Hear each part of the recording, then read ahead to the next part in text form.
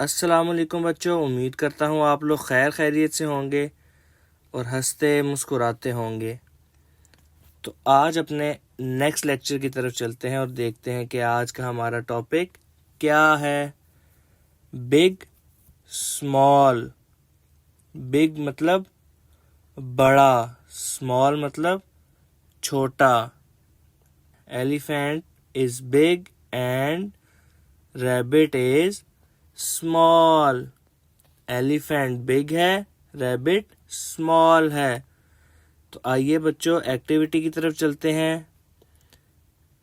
Look at the picture and write B for the big object and S for the small objects.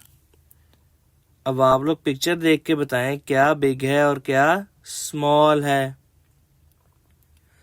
पहली picture में देखें तो line big है, इसके box में बी लिखेंगे, और कैट स्मॉल है तो इसके बॉक्स में एस लिखेंगे।